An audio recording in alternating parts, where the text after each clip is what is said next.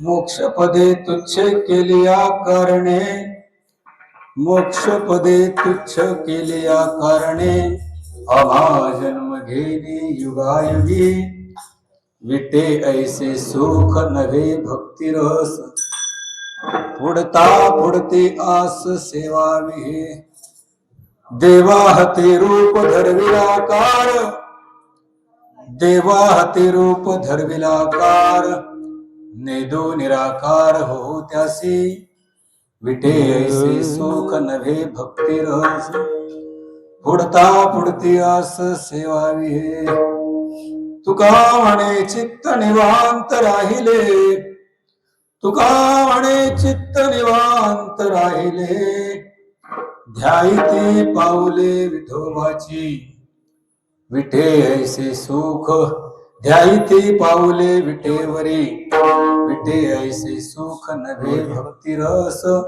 पुढता पुढती आस सेवावी हे विठ्ठला.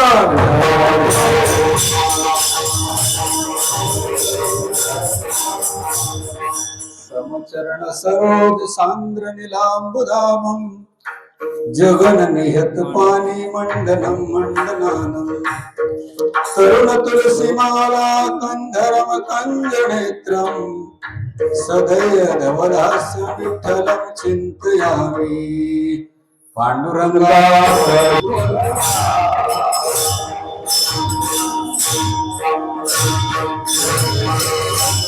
ऐसे देई प्रेम काही कळा, मोक्षपदे तुच्छ केलिया कारणे, आम्हा जन्म घेणे युगायुगी, विठे ऐसे सुख नव्हे भक्ती रस, पुढता पुढती आस सेवावी हे. प्रस्तुत कीर्तन रूपी सेवे करता घेतलेला अभंग जगद्गुरु तुकोबारायांचा 4 चरणाचा स्थितीपर प्रकरणातील अभंग आहे. विठ्ठला विठ्ठला.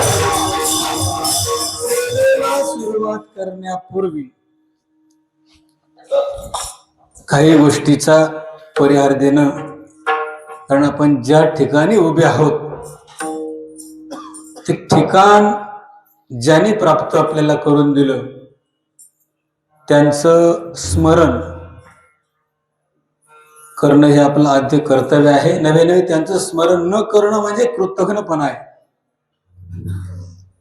वैकुंठवासी मारुती बाबा, हबाजी बाबा, हनुमंत बाबा, त्यानंतर मोरे माऊली, ह्या 2-1.5 वर्षापूर्वी आपल्यातून निघून गेले हरिश्चंद्र महाराज,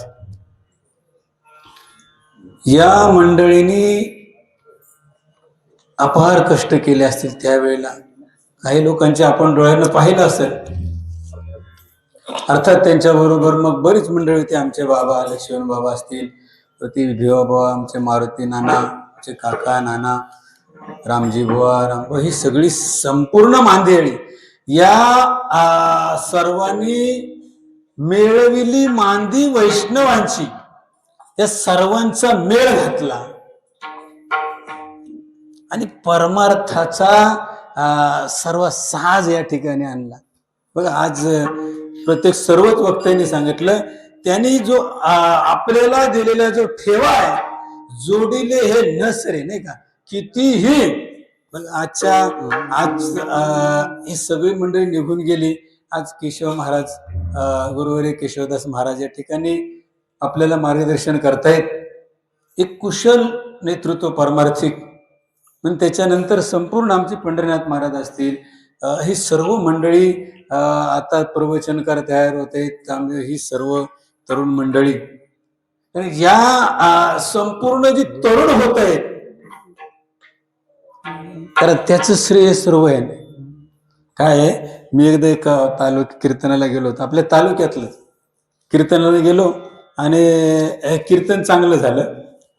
आता मोठेपणे नाही सांगत, कीर्तन आटपल्यानंतर एक म्हाताऱ्याने विचारलं, म्हणजे कीर्तनकार कुठले?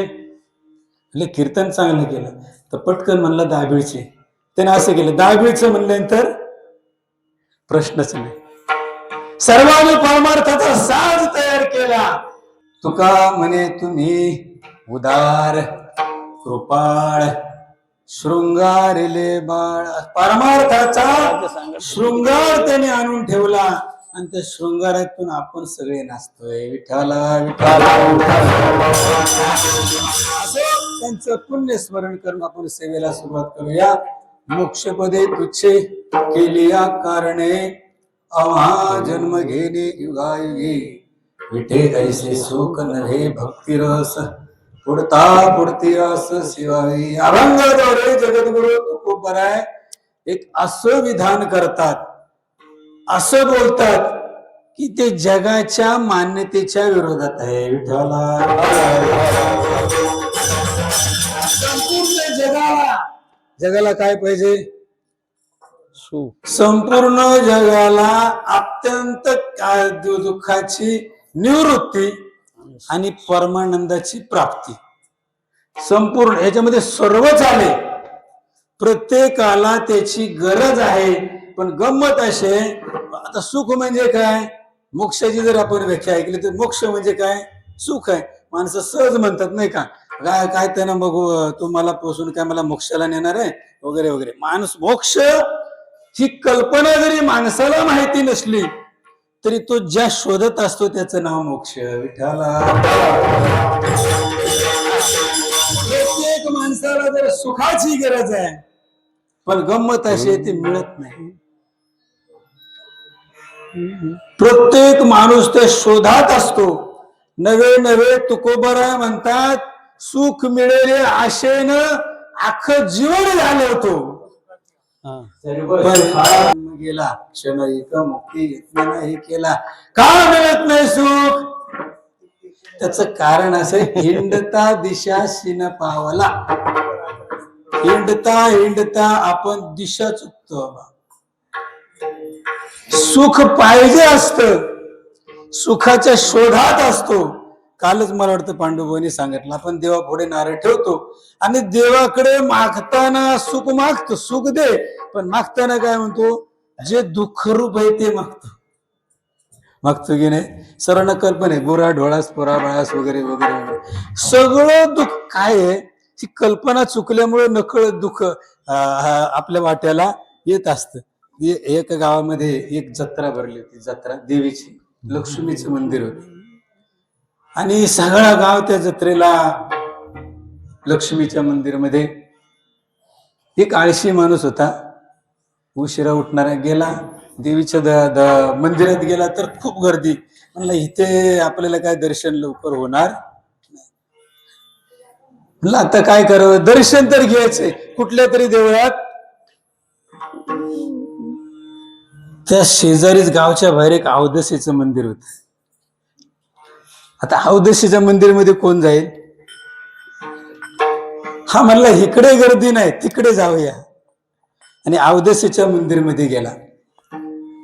अवधशीची पूजा केली. तिला वाटलं कधी नव्हतं ते माझ्याकडे पहिलं गिऱ्हाईक. कोण अवधशीच्या मंदिरामध्ये जाईल? लोकांचं काय माहितीये का, देव पाहू आता न पाहू, जिकडे गर्दी तिकडे. आता तिथं गर्दी किती असतात हा विश्चिंतनाचा भाग आहे, पण गर्दी असेल तिकडे जातात. लोकांना विचारा काय काय नाही म्हणले, सगळी जातात म्हणून आम्ही गेलो.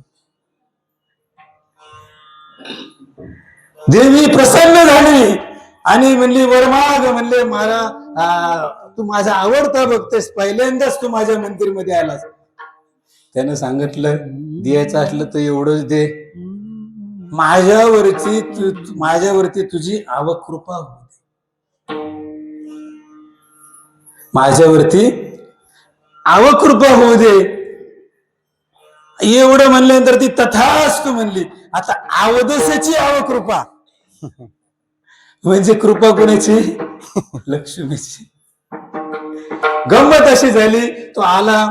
मग तिकडे तो श्रीमंत झाला. श्रीमंत झाल्यानंतर एखादा माणूस श्रीमंत झाला की गावच्या बाकीच्या लोकांचे डोळे खाडकान उघडतात, एरवी झोपलेले असतात. काय कुठे जाऊन काय करतो काय माहिती. कालपर्यंत त्याच्या बायकोच्या अंगावर फुटका मनी नव्हता, हा सोनं भरले विठ्ठला. काय माणसाचा स्वभाव आहे, अंदाज लावतात माणसं, अंदाज. जाऊ दे, आपलं ते सगळं लौकिक नाही पाहायचं. गावात कुजबूज झाली आणि एक शहाणा माणूस होता, त्याला जाऊन विचारावं ह्यानं काय केलं, अचानक श्रीमंत कसा झाला. त्याला गेलं, त्याला विचारलं, म्हणले बाबा रे एवढा दरिद्री तू, 18 विश्व दारिद्र्य, आणि तू श्रीमंत कसा झाला?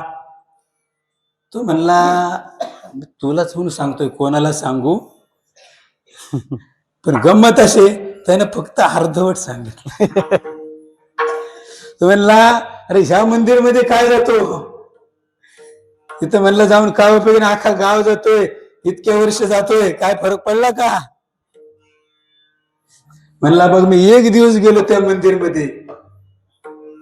म्हणलं त्या अवधशीच्या म्हणलं ठीक आहे जातो. मला सकाळी आंघोळ करायची, त्या देवीला जास्त काय लागत नाही, फक्त म्हणलं 2 अगरबत्त्या वगैरे घे, आपण जास्त वाढवत नाही. म्हणलं घेऊन जा. हा गेला. सकाळी देवीची मनोभावी पूजा केली. देवी प्रसन्न झाली आणि देवीला बोलला, म्हणली वरदान माग. म्हणली आपली कृपा माझ्यावरती हो. अवधसेची कृपा झाली, बाहेर पडला अवधस, तथास्तु म्हणली. बाहेर आला, अख्खा गाव त्या देवळाजवळ आला. मला घर जळलं तुझं विठ्ठला.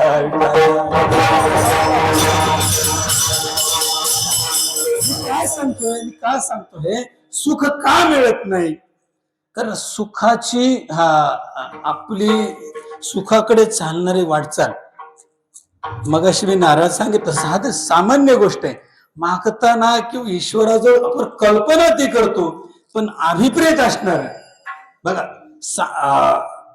त्या कुंती मातेचा आपल्याला तेवढा वेळ नाही त्या पुढे विस्तार करायला. तिनं दुःख मागितलं, पण त्या दुःखामध्ये सुखाचा अभिप्राय होता.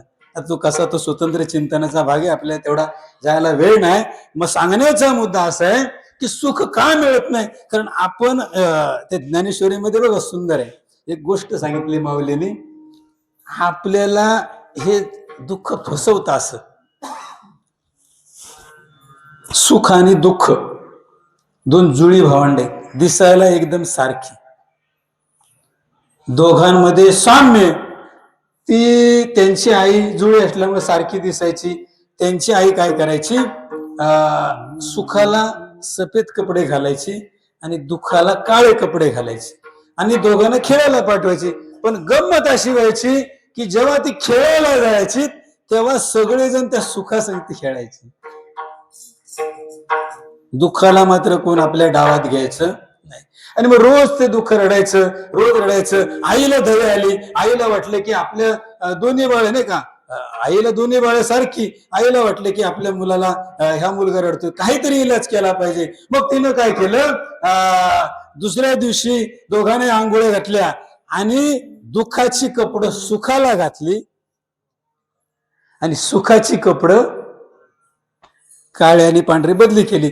दोघे खेळायला गेले. खेळायला गेल्यानंतर सगळे सुख म्हणून दुःखाच्याच पाठीमागे लागले. विठाला चंद्र क्षयरोगी उदय होय असता लागी, दुःख लेऊनी सुखाची अंगी सळीत जगाते. दुःखाने काय केलंय, सुखाचं पांघरून घेतलंय आणि जग बोललंय म्हणून सुख प्राप्त करत असताना नकळत ते दुःखाच्या मागे लागले. आपण काय सांगत होतो, संपूर्ण जगाला आपला मुद्दा काय होता, संपूर्ण जगाला दुःख पाहिजे, संपूर्ण जगाला मोक्ष पाहिजे. पण तुकोबार याच्या विरोधात बोलतात. का तुकोबारा विरोधात बोलतात? कारण तुकोबार सांगतात बघा, संत महात्मे स्वतःचा विचार करत नाही. हे विश्वची माझे घर, ऐसी मती जयाची स्थिर, किंबहुना चराचर. मोक्ष म्हणजे काय? मोक्ष म्हणजे ईश्वराशी तादात्म्य, ईश्वराशी एकरूप होणं. आणि जर जीव ईश्वराशी एकरूप झाला की तो परत बाजूला येत नाही.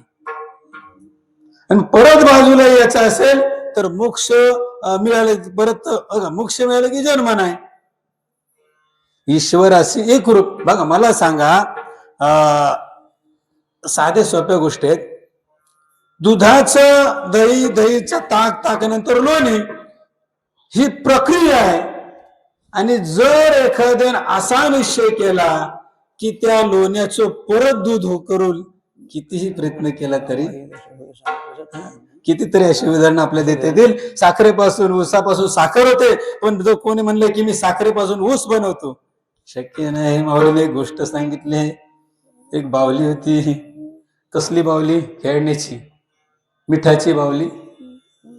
हा, एक मिठाची बावली, तिला लहान थोडे दुसरी बावली होती, तिचं पोर मिठाचीच. एक आई आणि एक मुलगी. मिठाची कसली बावली? ती मुलगी आईला म्हणली, आई समुद्र म्हणजे काय असतो ग? मिठाची बावली तिच्या मिठाच्या आईला काय म्हणली? आई समुद्र म्हणजे काय असतो? म्हणली मला समुद्र पाहायचंय. आई म्हणली बाळा तिथे जाऊ नको, तिथं गेलेलं नाही का ते तुकोबारांचा अभंग आहे, तिथे जाऊ नका कोणी, नाही का, पंढरीचे भूत मोठे आल्या गेल्या घडपे. ते पुढे कसं आहे, तिथे जाऊ नका कोणी. हा, आई सांगते तिथे जाऊ नको, कोणी गेलं ते परत आलं नाही. पण तिने हट्ट केला, म्हणली मला समुद्रच बघायचंय. आता ऐका ना, लहान पोर ऐका ना, मग काय करणार? आता तेव्हा काही मोबाईल नव्हते की पोरं रडली की मोबाईल द्यायला. आता गावी हे पटणार नाही. आणि तुम्हाला सांगतो, आता एक साधन झालंय. पहिली इथं लहान मुलं रडायची तेव्हा आमच्या माऊल्या काय म्हणायच्या, गब्बस नाही तर कोण निज निज बाराळे, रडू नको गोपाळा, दारी बागुल बुवा. ते बागुलाला घाबरायचं. अर्थात बागुल बुवा काय वेगळं चिंतन आहे. बागुल बुवाचं नाव घेतलं की पोर घाबरायचं, रडणार, थांबायचं, गप झोपायचं. आता मुंबईला रडायला लागलं की त्याला मोबाईल दाखवतो, आणि मोबाईल बघितलं की पोर आज एवढा काय. तुम्हाला काय सांगतो, मोबाईल इतकं सुविधा चांगली, गावी त्याचा इफेक्ट होत नाही, पण मुंबईला होतो.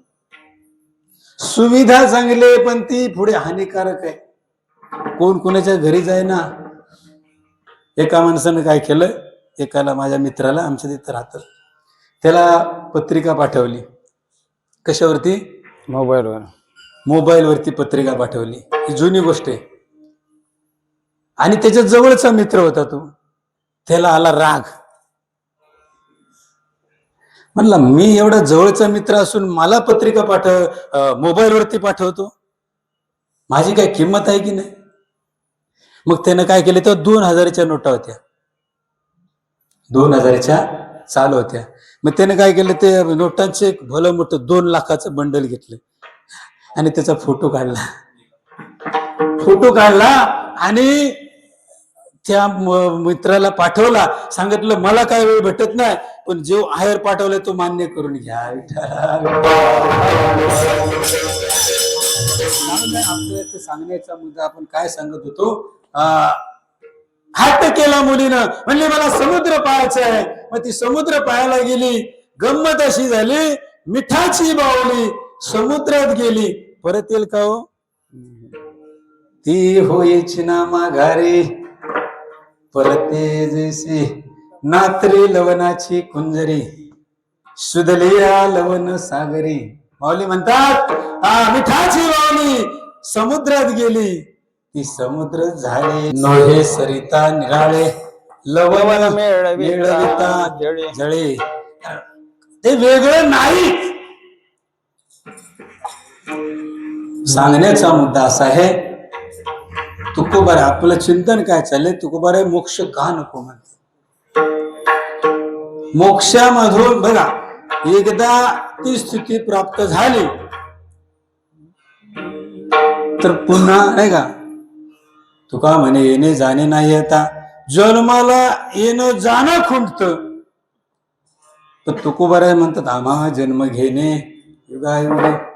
जन्म घ्यायचंय कशासाठी, मोक्ष का नको आम्हाला, कारण आम्हाला पुन्हा यायचंय. बघा, शुकयाज्ञे उल्के दत्त कपिल मुनी हरिसी जानुनी हरि. संतांना पुन्हा पुन्हा का यायचंय, जगाच्या कल्याणा. संत ते म्हणतात ना आपल्या याच्यामध्ये स्वार्थी नव्हते. जो परमार्थ करत असतो बघा, मग तो साधक असेल, सिद्ध असेल किंवा ऋषीमुनी असेल, तो परमार्थी. पण संत परमार्थातले परमार्थी. काय समय आणि ट्यूब यांचं एकदा भांडण झालं. समय आणि ट्यूबलाईट. ती ट्यूबलाईट समयला म्हणायची तू एका कोपऱ्यात, काहीसा तुझा उजेड, कोण तुला विचारतो. समय आपली गप ऐकून घ्यायची. काही दिवसांनी एक दिवस लाईट गेली.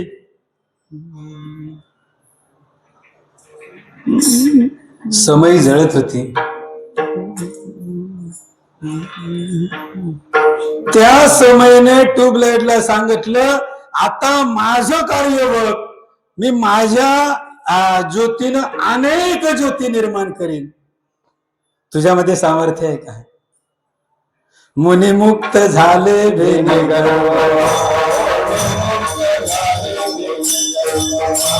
विष्णुदासा. संत जन्म मरणाला घाबरत नाही. घाबरले ते मुनी ऋषी नाही का, जंगलात जाऊन बसले. मला सांगा, जर संतांनी तोच मार्ग अवलंबन केला असता तर आता सप्ते झाले असते काय. नामदेवराय म्हणतात एक ब्राह्मणाचं पोर इतकं घाबरलं जन्माला, आता ते 12 वर्षाच्या गर्भात राहिलं. ब्राह्मणाचं पोर एक खेळाचं घ्याल, ब्राह्मणाचं पोर एक खेळाचं घ्याल, ब्राह्मणाचं पोर एक खेळाचं घ्याल.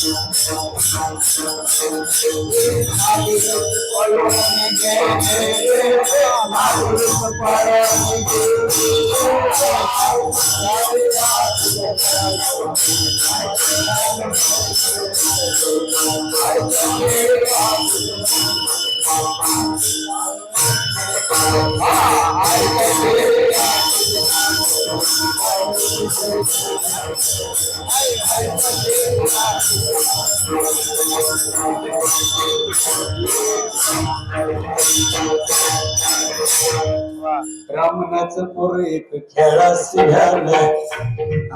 शुकमुनींचं वर्णन करतात सर्वांच्या पाठ्यातलं प्रमाण आहे. तर नाचायला असं सर्वांचं हे केलं ना, एक साथ सावधानतेमध्ये आले सगळे नाही का. शाळेमध्ये मरगळ आली की गुरुजी काय म्हणतात, एक साथ विश्राम, एक साथ सावधान. कापत कापत देवानं सांगितलं घाबरू नको, पण त्याला विश्वास नाही. म्हणत तुझा भरोसा नाही. किती बरेच जण फसवले त्याने. आपली लांबची यादीच देते.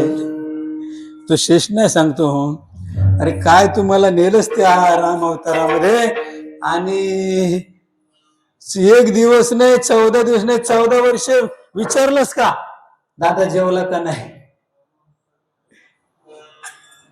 14 वर्षावरी केले उपोषण, जाणता आपण या लागी अवतार. शुकमुनीने सांगितलं तुझं काय भरोसा नाही, कड्यावर आणशील आणि सोडून देशील. म्हणून ते कापत कापत बाहेर म्हणून का कापत आला. देवाने सांगितलंय ना, अभिनवनी सांगितलंय ना, पण म्हणले तुझा भरोसा नाही, म्हणून ते थांबलंच नाही. कापत कापत बाहेर आलं.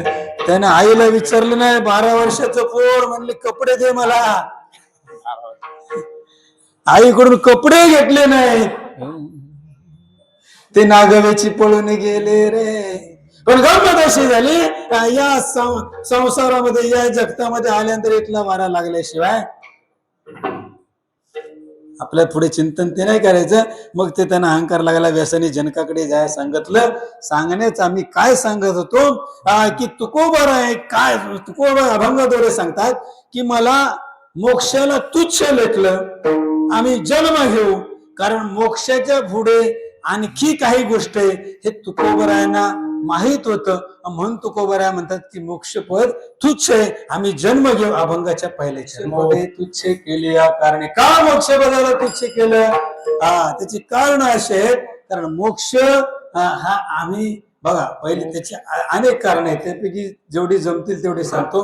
कारण मोक्ष हा आम्ही अगोदरच कमवलेला आहे, कितीतरी प्रमाणे तुम्हाला सर्वांना माहिती आहे. आणि देव काय करत असतो, मोक्ष कोणालाही देतो नाही का. नाम चांगले चांगले माझे कंठी राहो बोले. उत्तरार्ध कसं आहे, कपी कुळ उद्धरिले मुक्त केले राक्षसा, तुझे अवधार्य जाणो स्वतंत्र. जाणता किंवा देताना मनसी कैवल्य असे पवित्र अरे ते कोणी कमवतो? तुम्हाला सांगू का? ते म्हणतात आम्ही हातात घेतलंय मोक्ष, आम्हा घरी कामारी दासी वगैरे कितीतरी, पण नाथ महाराज सांगतात मोक्ष आमच्या हातात आहे, आमची दासी आहे. पण मोक्षाचं जर तुम्हाला चित्र पाहायचं असेल तर माझ्या नानोबाराकडे पहा. पुतळा प्रगटला भूतळा, नात्र सांगतात हा मोक्षाचं स्वरूप म्हणजे मावले. काय बोलले? म्हणजे मोक्ष. तो मोक्ष, मोक्ष असेल गाठी बांधीला ठेवणी, तो कुठे जास्त बघा कसं आहे. हा सोडी बांधी करी ज्ञानेश्वरीमध्ये सांगतात काय, न नभस मोक्ष पृष्ठे न पाताले न भूतले मोक्ष ही चेतो केवलम सम्यक ज्ञाना विभोदितम. तो पाताळात नाही, तो भूतळात नाही, तो आकाशात नाही, वास्तविक तो आपल्या जवळच आहे. मुक्त होता परिप्रमाणे भरपूर आहे. मुळात जीव हा, मग मला वाटतं दादानी सकाळी सांगितलं, जीवाला जन्माला घालताना त्याला निसंग असं मुक्तच घातलेलं आहे. पण इथं आल्यानंतर काय, कोळशाच्या खाणीत गेलं की कितीही कपडे वाचवण्याचा प्रयत्न केला तरी माणूसाला काळा लागल्याशिवाय पाप पुण्य अंगी घेतले जडून. का मोक्ष तुच्छ केलं? कारण मोक्ष माझ्या हातामध्ये. आम्हाला जन्म घ्यायचंय. कशासाठी जन्म घ्यायचंय? ते आम्हाला भक्ती करायचे. बघा गंमत अशी आहे, एखादी वस्तू जेव्हा नाकारतो माणूस, तुम्हाला एक छोटासा दृष्टांत सांगतो 2 मिनिटाचा. एक श्रीमंत माणूस काय करत होता? श्रीमंत माणूस चांदी वाटत होता आणि लोखंड वाटत होता.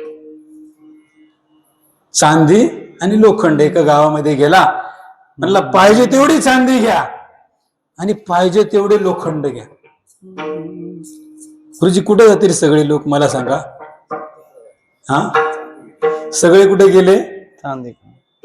चांदीकडे गेले. सगळे चांदीकडे गेले, पण एक बहादर असा होता, सगळं गाव चांदीकडे पण एक त्या लोखंडाकडे गेला. सगळे म्हणायला लागले काय ह्याला अक्कलच नाही. हा नुसता म्हणले, माणसं काय म्हणतात ते साधेपणात दिवस काढले हो. लोक बघा मागणे येऊन किती पुढे गेले, कुणी काय बिल्डिंग बांधल्या, बंगले बांधले, यांचे दिवस. आपलं बायका तर असेच म्हणत असतात सर्व नवऱ्यांना, हे आपलं साधेपणात गेले, यांना काही कळत नाही. सगळं गाव हसायला लागला. म्हणलं याला अरे चांदी टाकून हा लोखंड घेतोय. सगळी चांदी संपली, यानं पाहिजे तेवढं लोखंड घेतले आणि मग सगळ्या गावाने विचारलं, म्हणले काय रे वेडा झालास काय? आम्ही आता सगळं श्रीमंत झालो आणि तू गंजपती झालास. तो हसला हसला, म्हणला थांबा मी का असं केलं तुम्हाला दाखवतो. मग ते आतून एक दगड आणला. तो दगड साधा सुद्धा नव्हता, अख्ख्या गावाच्या समोर तो दगड लावला, सगळंच लोखंड सोनं झालं. विठ्ठला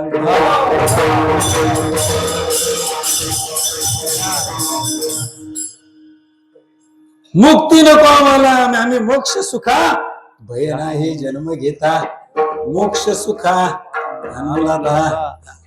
तुका म्हणे आता करू सेवा, सेवा निकट. आमच्याकडे भक्ती रूपी परीस आहे आणि ती भक्ती आम्हाला करायची, म्हणून आम्हा जन्म घेणे. प्रत्येक युगामध्ये तुकोबर आहेत. आता सर्वांना माहिती आहे नाही का, सत्ययुगामध्ये ते प्रल्हाद होते, नंतर अंगद होते, नंतर नामदेव, त्याच्या अगोदर नामदेवराय, नंतर तुकोबर. प्रत्येक जे जे झाले अवतार तुका त्यांच्या बरोबर. ते भिक्षूनच सांगतात, देवाला सांगितलं नाही, जे जे धरीशी अवतार आम्ही त्यांच्या बरोबर. हा जे जे झाले अवतार जिथं. कारण कसं आहे, हे खरं म्हणलं तर हे दोघांचे आहे ना युती आहे, या दोघांची. हा ते दाखवत नाही, ती पण युती इंटरनल युती, ती बाहेर नाही दाखवत. हे आपले ह्या युतीसारखं नाही. आता मुंबईला मतदान झालं, ते कोणाला मतदान करावं तेच काय कळत नाही, कोण कुठल्या पक्षात तेच समजेना. सकाळी सांगितलं आम्ही साहेबांना मतदान करणार, साहेब कुठल्या पक्षात, भाजपमध्ये. संध्याकाळी बघितलं तर भाजप गेले काँग्रेसमध्ये.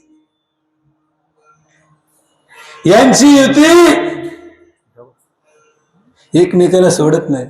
निद्रा करीत होतो पाय सवेची लंका घेतली नाही, माकड वानर गोवळ गाई सारीत सवे. यांच्या, आणि तुम्हाला सांगू का, त्यांच्याशिवाय यांना करमत नाही, आणि यांच्याशिवाय देवानी भक्ताचं असं नातं आहे ना की दोघांना एकमेकाशिवाय अजिबात करमत नाही. तुम्ही जाताय गावा, हुरहुर माझ्या जीवा आषाढी कार्तिकी. देव सांगतात अरे तुम्ही जाता पण मला करमत नाही ना, कारण देवाला एवढी सवय झाली भक्तांची. त्याच्याशिवाय भक्ताशिवाय देवाला आवडत नाही वगैरे वगैरे बरंच चिंतन करता येईल. पण तुकोबारा सांगतात की मी मोक्षाला का तुच्छ मानलं, की मोक्षाच्या पुढे एक आहे त्याचं नाव भक्ती आहे, आणि ती भक्तीसाठी मी आम्हा जन्म घेणे युगायुगी. भक्ती सतत करणार का? तुकोबारा म्हणतात सतत नव्हे, भक्ती अशी आहे की तिचा कधीच कंटाळा येत नाही. साखर ते रोग्या विषतुल्य लागे हे मिष्टान्न. खाणारा निरोगी असला पाहिजे, भक्ती सेवन करणारा.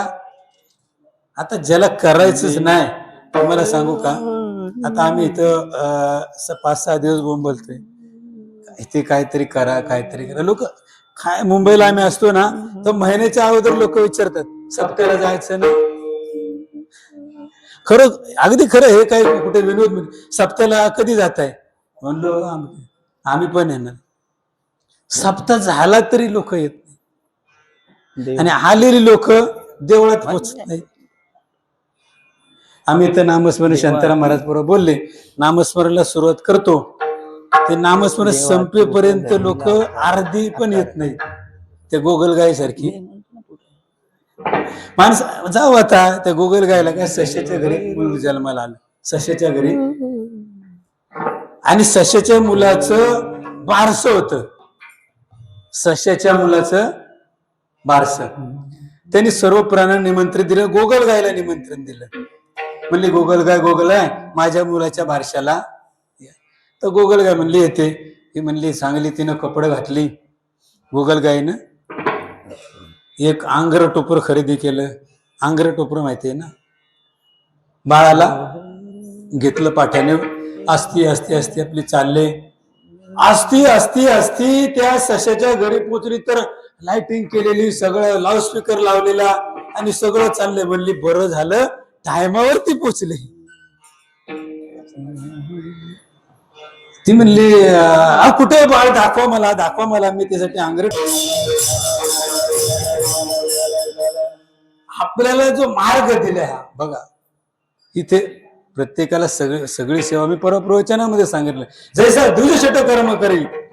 ते जर आपल्याला जरी करता आलं नाही, त्याला नमस्कार करा. सर्वांना कीर्तन करता येत नाही, सर्वांना गाता येत नाही, सर्वांना वाजवता येत नाही, पण सर्वांना बघा नमस्कार करायला सर्वांना येत. आपल्यासाठी ठेवलंय, आणि हे जर नाही ऐकलं ना, ती पिंगळ्या काय म्हणते, हे जरी नाही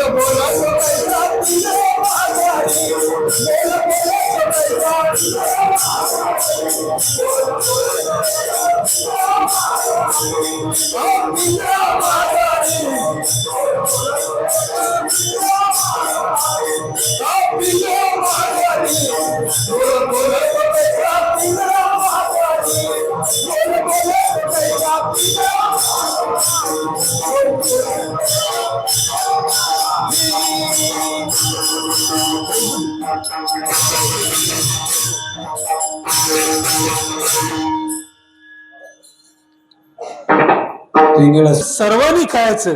बघा त्याला काला काला कसा देवाने केला, देवानं सर्वांचं जमवलं आणि ते मिक्स करून सर्वांनाच वाटलं. त्याच्यामध्ये आनंद आहे, म्हणून काला म्हणजे आनंद आहे. विटे ऐसे सुख.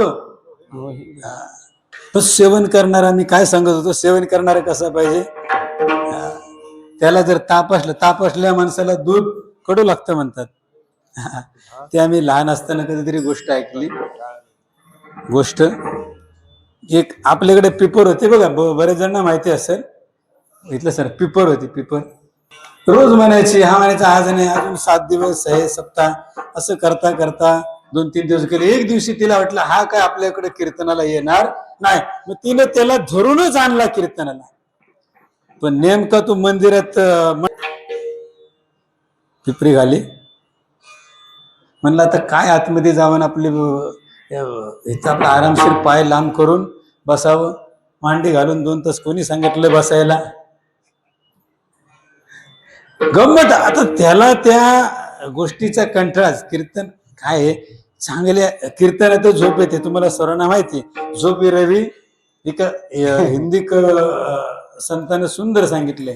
त्याला कोणीतरी विचारलं, म्हणले साधूजी मुझे कथा में नींद आती, घर में नहीं आती. साधूने उत्तर दिलं, सुंदर आहे. म्हणले नींद हमेशा फूलों की सेज पे आती है, काटो की बिस्तर पे नहीं.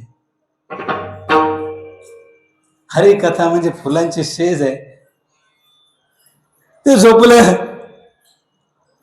आणि गावात पिसळली आपली गावठी कुत्रे असतात ना, ते कुत्रे आपले फिरता एक कुत्रा आलं आणि हा असा त्या पिपरीला टेकून झोपला होता. निद्रा घे लोडासे टेकून या, बलात्कारे जरी आणला कथेसी, निद्रा घे लोडासे टेकून या. आणि झोपला, आणि ते झोपूमध्ये तो घोर जाऊन त्याचं तोंड असं उघड होत. कुत्रा आलं, त्याने लघुशंका. आता झोपेत काय त्याला माहिती नाही कुत्र्याने दिले का कोणी काय केलंय का काय केलंय. आणि तो उठलं थोड्या वेळानं, तेवढ्यामध्ये कीर्तन संपलं. आणि ते कुत्रे, आता ती चव कशी असते ती त्यालाच माहिती. घरी निघाली, ते म्हणली का हो सुंदर वाटलं ना कीर्तन, कसं वाटलं, म्हणला चांगलं होतं ना. म्हणली काय रोज सांगते कीर्तन गोड असतं, कीर्तन गोड असतं, मला तर अजिबात गोड नाही लागलं, जरासं खारट आणि ते मचूळ लागलं. म्हणली काय सांगते कीर्तन गोड असतं. भक्ती रस हा सर्व रसांपेक्षा, नाही का, सातस्वेन प्रेमरूपाच अमृत स्वरूपाच्या भक्तीची व्याख्या सांगितलं जण सांगतात की भक्ती कशी आहे, अमृतासारखी आहे. सुंदर दुपारी सुंदर आपण घेतलं तर अमृताची फळे, अमृताची वेली, त्याची पुढे चाले, पण तो सेवन करणारा भक्त पाहिजे, अभक्त नाही पाहिजे. विठ्ठला